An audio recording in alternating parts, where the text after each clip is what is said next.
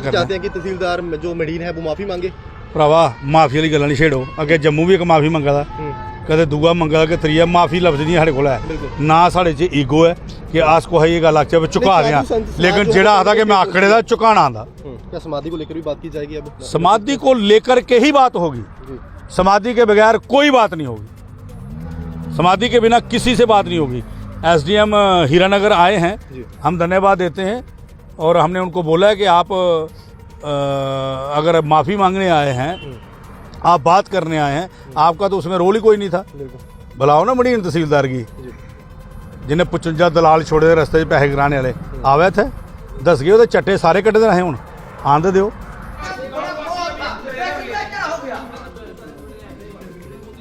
हम तो धरना देंगे मैडम जी, रोड के मध्य में बैठेंगे, बस पूरा गांव बैठेगा जब तक हमारी मांगे पूरी नहीं होंगी। कि शन्नी मेरा गांव नहीं, मेरा परिवार है और उसने शुरुआत की है, अब उसको भुगतना पड़ेगा। उसने शुरुआत करके चिंगारी को सुलगा दिया है। एक गल की ना सुनो, सुनो मेरी गल, सानू गल करन दिओ। गल इस डिविकाम कोल डीसी कोल नहीं है। ये आए ना अपनी गल करी जान, इनके को ना फ्लाई ओवर है तो ना समाधि तोड़ सकते। गल उपर चलदी है, देखो मारा 200 साधु आ जम्मू तो अस मैं जिंदी गल सुन ले भैया जो उठिए घर 29 तरीक सारा प्रोग्राम है करना है। जम्मू कश्मीर में विकास कार्य तेजी से बढ़ रहे हैं और अगर ये विकास कार्य कहीं ना कहीं साधु संत समाज को नाराज करके बनेंगे तो कहीं ना कहीं इसकी जो महानता है वो कहीं ना कहीं खत्म हो जाएगी। लगातार विकास कार्य हो रहे हैं और शन्नी में भी ये विकास कार्य काफ़ी लंबे समय से चल रहे हैं, लेकिन उसी को लेकर साधु संत समाज जो है इस समय नाराज चल रहा है। प्राचीन मंदिर है इस समय यहाँ का शन्नी का, वहाँ पर आज साधु संत का समाज जो है वो यहाँ पर एकजुट हुआ है और लगातार मडीन के जो तहसीलदार हैं उनसे भी नाराज दिख रहे हैं। मन जी हमारे साथ, सर क्या कहेंगे, क्यों इतना नाराज क्यों है, नाराजगी किस लिए है मडीन जो तहसीलदार हैं? और क्या आज एसडीएम मैडम भी यहाँ पर पहुंची थी, उनसे क्या बातचीत हुई है? व्यवहार की बात होती है, तहसीलदार से कोई नाराज नहीं, तहसीलदार का व्यवहार से नाराज है। जी। कोई संत समाज को ये कह के बुलाए कि मैं तहसीलदार हूँ, उसको पता होना चाहिए आगे महाराज है। ठीक है, ये जो समाधि का मसला है यहाँ पे, तो समाधि को तोड़ने की जहाँ तक बात आई, आप देख रहे हैं कि पीछे सारी डेवलपमेंट के लिए हम भी साथ हैं। हमारा आधा मंदिर बीच में आया है, हमने मंदिर निशावर किया है। दुकानें जो मंदिर की थी जिससे धूप बत्ती निकलती थी, किराया आता था, वो भी सारी निकल गई हैं। तो समाधि तोड़ देगा कोई, ऐसे हो सकता है? तो मैं धन्यवाद देना चाहता हूँ यहाँ के डिप्टी कमिश्नर कठुआ का, जिन्होंने पहल की कि हम आपसे बात करते हैं बैठ के, आप भी बैठो। उस पहल के लिए उन्होंने अपने ऑफिसर 2 जो है डिप्यूट किए थे, जहाँ एसडीएम हीरानगर मैम आए थे, बैठे हैं। लेकिन वो एक तरफा बात है कि हम तहसीलदार से पूछ लेंगे, ड्यूटी होती है, ये होता है। अगर आपने अपनी ड्यूटी करनी है, हम अपनी ड्यूटी करेंगे 29 को। बात तो ये होनी चाहिए थी कि संत अगर नाराज है, इसका हल क्या निकालें। जब हम ड्यूटी पे आते हैं थोड़ा सा ना नाराज होते हैं, हमारे वो हैं अन्नदाता हैं, ये नाराज होते हैं। तो मुझे आज वैसे भी अच्छा नहीं लगा, इस वक्त मेरा भी मूड ठीक नहीं है। तो हम 29 को देखेंगे क्या करना है। चाहते हैं कि तहसीलदार जो मडीन है वो माफी मांगे? भरावा माफी वाली गल्लां नहीं छेड़ो। अगे जम्मू भी एक माफी मंगा दा, कदे दूआ मंगा कि त्रीया माफी लफ्ज नहीं साढ़े कोल है ना। साढ़े च ईगो है कि अस कुछ ये गल आखिया झुका दें, लेकिन जेड़ा आता कि मैं आखड़े दा झुकाना आंदा। संत समाज दे अगे अगर कोई ये बोले कि मैं आया, देखो हूँ एसडीएम हीरानगर ने आखिया मैं माफ़ी मांग लेती हूँ। हमने उनको कहा कि आप थे उस दिन नहीं, तो आप क्यों माफ़ी मांग लेते हो? आप क्यों मांगते हो? जब एक तहसीलदार ने किया है तो वो आए, बात करें। अब हमने 6 तारीख को जहाँ डिप्टी कमिश्नर साहब का दौरा रखा है, मैं समझता हूँ कि वो हम शायद नहीं कर पाएंगे, हम नहीं बैठेंगे, क्योंकि वो अगर 29 को जहाँ आकर के संतों के साथ बैठ के मिल बैठ के कोई बात हो जाएगी। लेकिन कुछ लोग जहाँ पे अपना भी कुछ सुना रहे थे बातें, तो वो भी वो आके सुन लेंगे क्या क्या लोगों के मसले हैं। लेकिन संत समाज 29 को अपना फैसला देगा।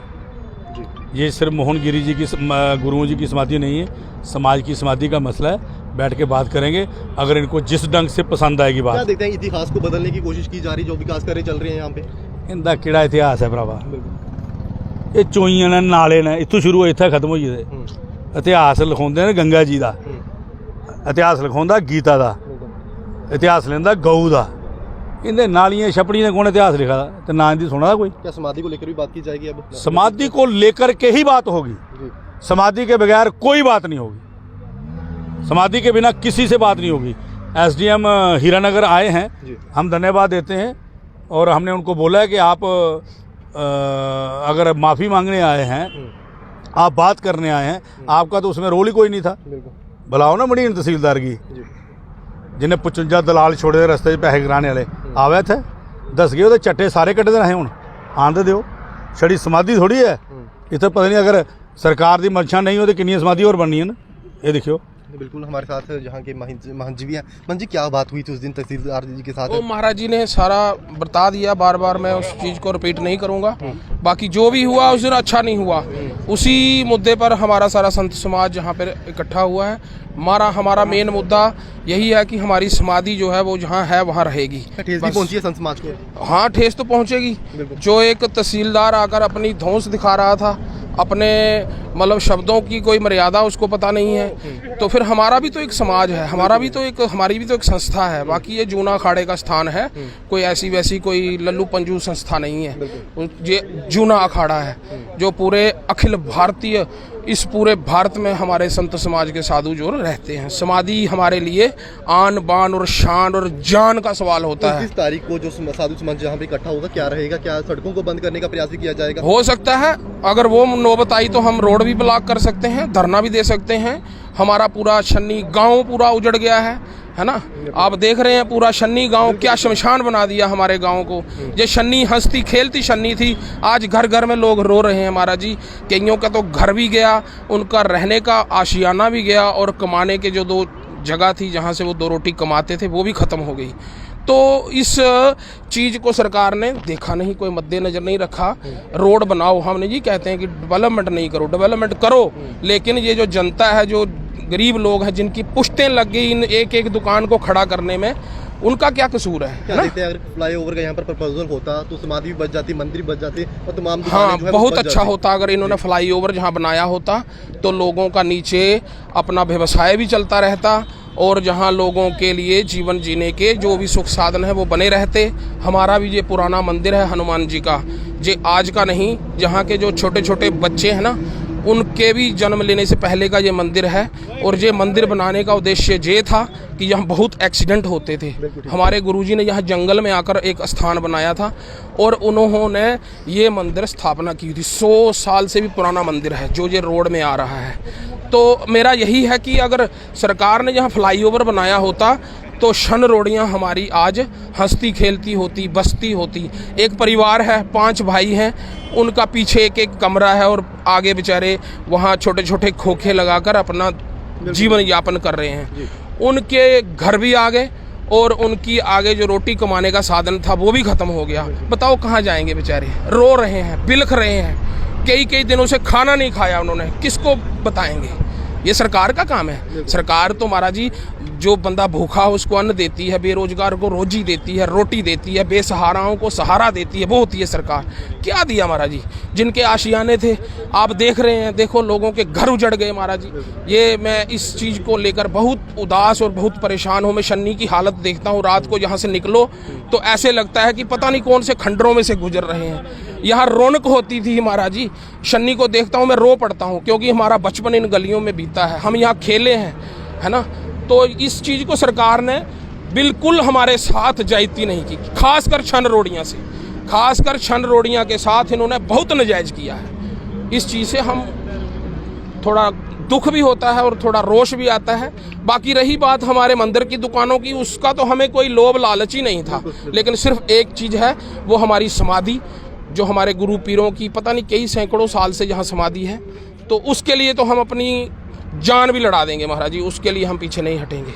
जय श्री राम। तो बिल्कुल आपने सुना कि संत समाज लगातार नाराज़ दिख रहा है, जिस तरह से मडीन तहसीलदार द्वारा यहाँ पर पिछले दिनों यहाँ पर टिप्पणी की गई थी, और उसी को लेकर जहाँ पर जो विकास कार्य चल रहे हैं और उसी को लेकर यहाँ पर समाधि जो है उस संत समाज की जो पिछले कई वर्षों से संत समाज का इतिहास है, कहीं ना कहीं उसके साथ भी छेड़खानी करने का आरोप जो है यहाँ पर संत समाज लगा रहा हो। लगातार 29 तारीख का एक अल्टीमेटम जो है यहाँ पर संत समाज द्वारा दे दिया गया है, और 29 तारीख तक अगर तहसीलदार मडीन जो है इनसे बात नहीं करते हैं और इसका जो हल नहीं निकलता है, जो यहाँ पर इतिहास बदलने की कोशिश जो है यहाँ पर की जा रही है, जो जम्मू कश्मीर में विकास कार्य चल रहे हैं, उसी को लेकर संत समाज जो यहाँ पर आज पहुंचा था और उनके द्वारा ये स्पष्ट कर दिया गया है, और 29 तारीख तक इसका कोई हल नहीं निकलता है तो कहीं ना कहीं जो यहाँ पर जो संत समाज इकट्ठा होगा वो कहीं ना कहीं हाईवे की तरफ भी जो रुख है वो भी करेगा। नमस्कार। अच्छा मैम क्या कहेंगे, अभी यहाँ पर पहुंचे संत समाज लगातार जो मडीन के तहसीलदार उनसे नाराज दिख रहे हैं, क्या आप? नहीं, अभी हमारी बात हो रही है, जो भी होगा वो समाधि को लेके था, तो हम देख लेते हैं उसमें 29 तारीख की भी कोई बात की जा रही है, तो क्या रहेगा? वहाँ में इनका अपना समागम है, तो देख लेते हैं उसमें इनका। आज भी हमने इनको सुना, उस दिन भी सुन लेंगे।